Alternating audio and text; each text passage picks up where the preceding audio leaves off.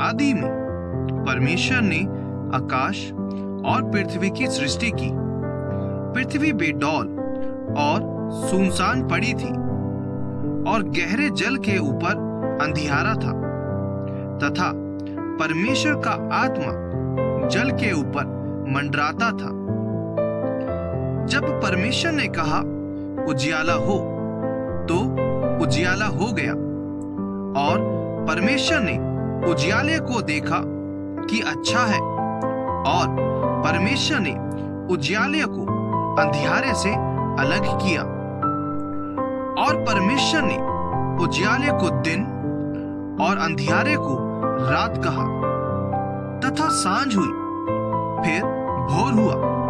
इस प्रकार पहला दिन हो गया। फिर परमेश्वर ने कहा, जल के बीच एक ऐसा अंतर हो कि जल 2 भाग हो जाए। तब परमेश्वर ने एक अंतर बनाकर उसके नीचे के जल और उसके ऊपर के जल को अलग अलग किया, और वैसा ही हो गया। और परमेश्वर ने उस अंतर को आकाश कहा। तथा सांझ हुई, फिर भोर हुआ। इस प्रकार दूसरा दिन हो गया। फिर परमेश्वर ने कहा, आकाश के नीचे का जल एक स्थान में इकट्ठा हो जाए और सूखी भूमि दिखाई दे, और वैसा ही हो गया। परमेश्वर ने सूखी भूमि को पृथ्वी कहा, तथा जो जल इकट्ठा हुआ उसको उसने समुद्र कहा। और परमेश्वर ने देखा कि अच्छा है। फिर परमेश्वर ने कहा, पृथ्वी से हरी घास तथा बीज वाले छोटे छोटे पेड़ और फलदायी वृक्ष भी, जिनके बीज उन्हीं में एक एक की जाति के अनुसार है, पृथ्वी पर उगे। और वैसा ही हो गया। इस प्रकार पृथ्वी से हरी घास और छोटे छोटे पेड़, जिनमें अपनी अपनी जाति के अनुसार बीज होता है, और फलदायी वृक्ष, जिनके बीज एक एक की जाति के अनुसार उन्हीं में होते हैं, उगे। और परमेश्वर ने देखा कि अच्छा है। तथा सांझ हुई, फिर भोर हुआ। इस प्रकार तीसरा दिन हो गया। फिर परमेश्वर ने कहा, दिन को रात से अलग करने के लिए आकाश के अंतर में ज्योतियां हो, और वे चिन्हों और नियत समयों और दिनों और वर्षों के कारण हो। और वे ज्योतियां आकाश के अंतर में पृथ्वी पर प्रकाश देने वाली भी ठहरे, और वैसा ही हो गया। तब परमेश्वर ने 2 बड़ी ज्योतियां बनाई। उनमें से बड़ी ज्योति को दिन पर प्रभुता करने के लिए, और छोटी ज्योति को रात पर प्रभुता करने के लिए बनाया, और तारागण को भी बनाया। परमेश्वर ने उनको आकाश के अंतर में इसलिए रखा कि वे पृथ्वी पर प्रकाश दें, तथा दिन और रात पर प्रभुता करें, और उजियाले को अंधियारे से अलग करें। और परमेश्वर ने देखा कि अच्छा है। तथा सांझ हुई, फिर भोर हुआ। इस प्रकार चौथा दिन हो गया। फिर परमेश्वर ने कहा, जल जीवित प्राणियों से बहुत ही भर जाए, और पक्षी पृथ्वी के ऊपर आकाश के अंतर में उड़े। इसलिए परमेश्वर ने जाति जाति के बड़े बड़े जल जंतुओं की और उन सब जीवित प्राणियों की भी सृष्टि की, जो चलते फिरते हैं, जिनसे जल बहुत ही भर गया। और एक एक जाति के उड़ने वाले पक्षियों की भी सृष्टि की। और परमेश्वर ने देखा कि अच्छा है। और परमेश्वर ने यह कह के उनको आशीष दी, फूलो फलो और समुद्र के जल में भर जाओ, और पक्षी पृथ्वी पर बढ़े। तथा सांझ हुई, फिर भोर हुआ। इस प्रकार 5वां दिन हो गया।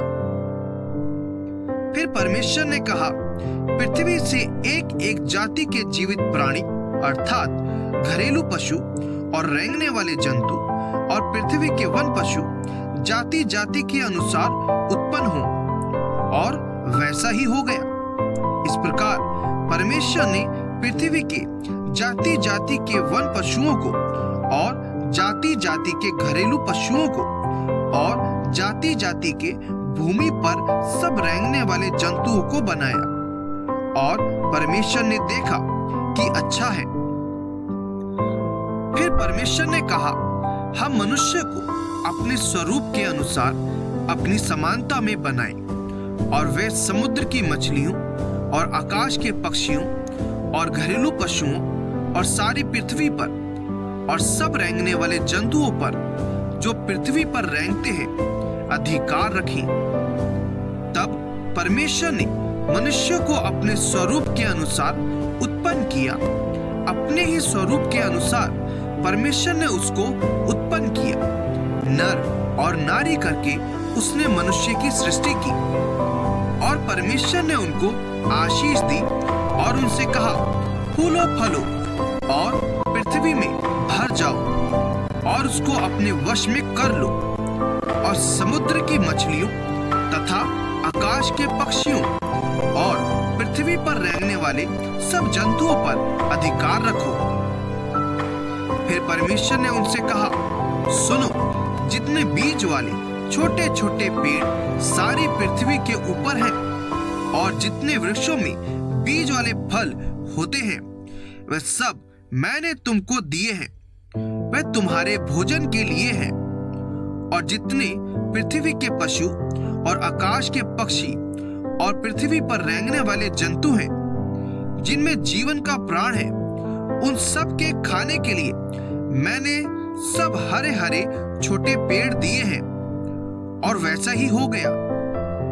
तब परमेश्वर ने जो कुछ बनाया था सबको देखा, तो क्या देखा कि वह बहुत ही अच्छा है।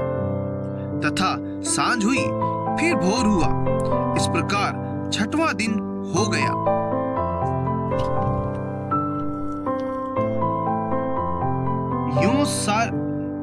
यूं आकाश और पृथ्वी और उनकी सारी सेना का बनाना समाप्त हो गया, और परमेश्वर ने अपना काम जिसे वह करता था 7वें दिन समाप्त किया, और उसने अपने किए हुए सारे काम से 7वें दिन विश्राम किया। और परमेश्वर ने 7वें दिन को आशीष दी और पवित्र ठहराया, क्योंकि उसमें उसने सृष्टि की रचना के अपने सारे काम से विश्राम लिया। आकाश और पृथ्वी की उत्पत्ति का वृतांत यह है कि जब वे उत्पन्न हुए, अर्थात जिस दिन यहोवा परमेश्वर ने पृथ्वी और आकाश को बनाया, तब मैदान का कोई पौधा भूमि पर ना था, और ना मैदान का कोई छोटा पेड़ उगा था, क्योंकि यहोवा परमेश्वर ने पृथ्वी पर जल नहीं बरसाया था, और भूमि पर खेती करने के लिए मनुष्य भी नहीं था। तो भी कोहरा पृथ्वी से उठता था, जिससे सारी भूमि सींच जाती थी। तब यहोवा परमेश्वर ने आदम को भूमि की मिट्टी से रचा और उसके नथनों में जीवन का श्वास फूंक दिया, और आदम जीवित प्राणी बन गया। और यहोवा परमेश्वर ने पूर्व की ओर अदन में एक वाटिका लगाई, और वहां आदम को जिसे उसने रचा था रख दिया। और यहोवा परमेश्वर ने भूमि से सब भांति के वृक्ष जो देखने में मनोहर और जिनके फल खाने में अच्छे हैं उगाए, और वाटिका के बीच में जीवन के वृक्ष को और भले या बुरे के ज्ञान के वृक्ष को भी लगाया। उस वाटिका को सींचने के लिए एक महानदी अदन से निकली और वहां से आगे बहकर 4 धाराओं में बट गई। पहली धारा का नाम पिशोन है। यह वही है जो हवीला नाम के सारे देश को, जहां सोना मिलता है, घेरे हुए हैं। उस देश का सोना चोखा होता है, वहां मोती और सुलेमानी पत्थर भी मिलते हैं। दूसरी नदी का नाम गीहोन है। यह वही है जो कूश के सारे देश को घेरे हुए है। और तीसरी नदी का नाम हिद्देकेल है। यह वही है जो अश्शूर के पूर्व की ओर बहती है। और चौथी नदी का नाम फरात है। तब यहोवा परमेश्वर ने आदम को लेकर अदन की वाटिका में रख दिया कि वह उसमें काम करे और उसकी रक्षा करे। और यहोवा परमेश्वर ने आदम को यह आज्ञा दी, तू वाटिका के सब वृक्षों का फल बिना खटके खा सकता है, पर भले या बुरे के ज्ञान का जो वृक्ष है उसका फल तू कभी ना खाना, क्योंकि जिस दिन तू उसका फल खाएगा उसी दिन अवश्य मर जाएगा। फिर यहोवा परमेश्वर ने कहा, आदम का अकेला रहना अच्छा नहीं, मैं उसके लिए एक ऐसा सहायक बनाऊंगा जो उससे मेल खाए। और यहोवा परमेश्वर भूमि में से सब जाति के बनेले पशुओं और आकाश के सब भांति के पक्षियों को रचकर आदम के पास ले आया कि देखे कि वह उनका क्या क्या नाम रखता है। और जिस जिस जीवित प्राणी का जो जो नाम आदम ने रखा वही उसका नाम हो गया। अतः आदम ने सब जाति के घरेलू पशुओं और आकाश के पक्षियों और सब जाति के बनेले पशुओं के नाम रखे, परंतु आदम के लिए कोई ऐसा सहायक ना मिला जो उससे मेल खा सके। तब यहोवा परमेश्वर ने आदम को भारी नींद में डाल दिया, और जब वह सो गया तब उसने उसकी एक पसली निकालकर उसकी जगह मांस भर दिया। और यहोवा परमेश्वर ने उस पसली को जो उसने आदम में से निकाला था स्त्री बना दिया और उसको आदम के पास ले आया। तब आदम ने कहा, अब यह मेरी हड्डियों में की हड्डी और मेरे मांस में का मांस है, इसलिए इसका नाम नारी होगा, क्योंकि यह नर में से निकाली गई है। इस कारण पुरुष अपने माता पिता को छोड़कर अपनी पत्नी से मिला रहेगा और वे एक ही तन बने रहेंगे। आदम और उसकी पत्नी दोनों नंगे थे पर लजाते ना थे। यहोवा परमेश्वर ने जितने बनेले पशु बनाए थे उन सब में सर्प धूर्त था। उसने स्त्री से कहा, क्या सच है कि परमेश्वर ने कहा, तुम इस वाटिका के किसी वृक्ष का फल ना खाना? स्त्री ने सर्प से कहा, इस वाटिका के वृक्षों के फल हम खा सकते हैं, पर जो वृक्ष वाटिका के बीच में है उसके फल के विषय में परमेश्वर ने कहा है कि ना तो तुम उसको खाना और ना उसको छूना, नहीं तो मर जाओगे। तब सर्प ने स्त्री से कहा, तुम निश्चय ना मरोगे, वरन परमेश्वर आप जानता है कि जिस दिन तुम उसका फल खाओगे उसी दिन तुम्हारी आंखें खुल जाएंगी और तुम भले बुरे का ज्ञान पाकर परमेश्वर के तुल्य हो जाओगे। अतः जब स्त्री ने देखा कि उस वृक्ष का फल खाने के लिए अच्छा और देखने में मनभाऊ है और बुद्धि देने के लिए चाहने योग्य भी है, तब उसने उसमें से तोड़कर खाया और अपने पति को भी दिया और उसने भी खाया।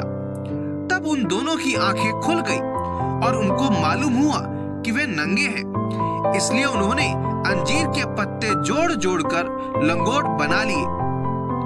तब यहोवा परमेश्वर जो दिन के ठंडे समय वाटिका में फिरता था का शब्द उनको सुनाई दिया।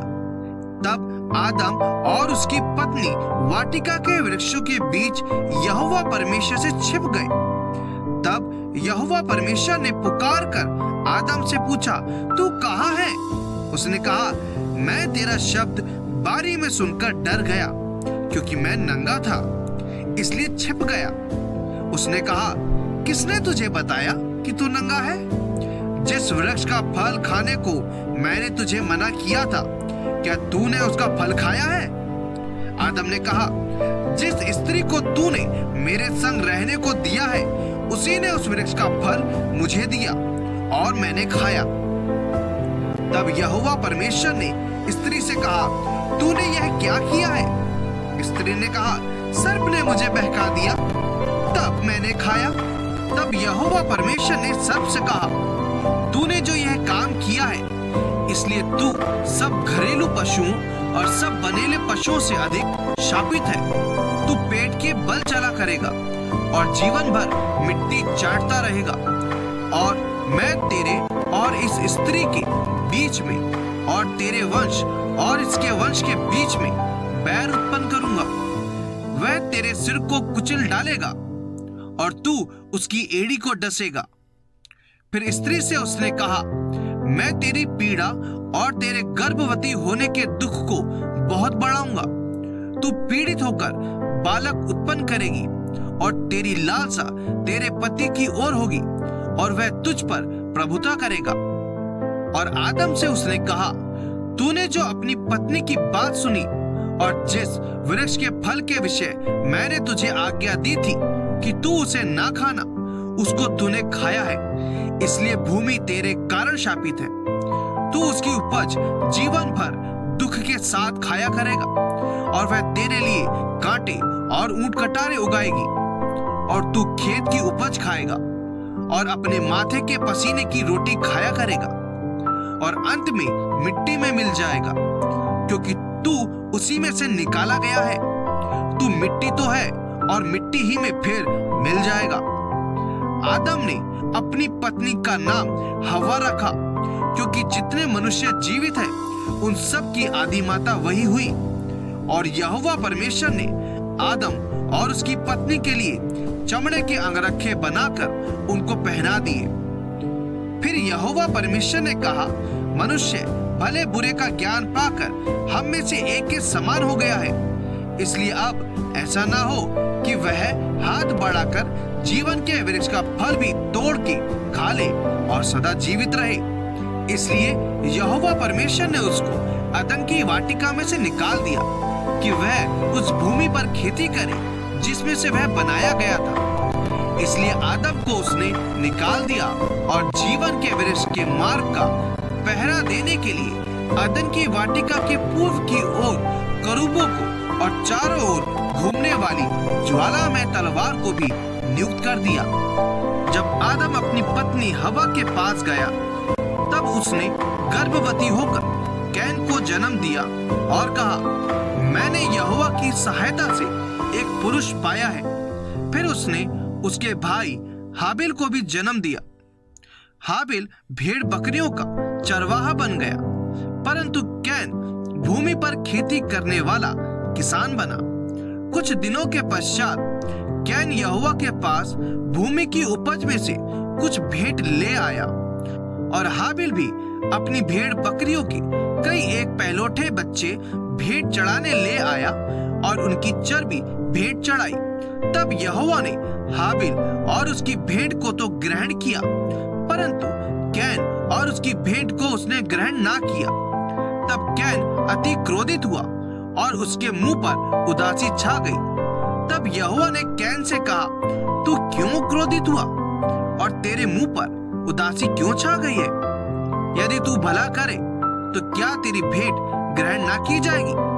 और यदि तू भला ना करे तो पाप द्वार पर छिपा रहता है और उसकी लालसा तेरी ओर होगी और तुझे उस पर प्रभुता करनी है। तब कैन ने अपने भाई हाबिल से कुछ कहा और जब वह मैदान में थे, तब कैन ने अपने भाई हाबिल पर चढ़कर उसे घात किया। तब यहोवा ने कैन से पूछा, तेरा भाई हाबिल कहाँ है? उसने कहा, मालूम नहीं, क्या मैं अपने भाई का रखवाला हूँ?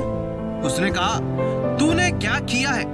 तेरे भाई का लहू भूमि से मेरी ओर चिल्लाकर मेरी दोहाई दे रहा है।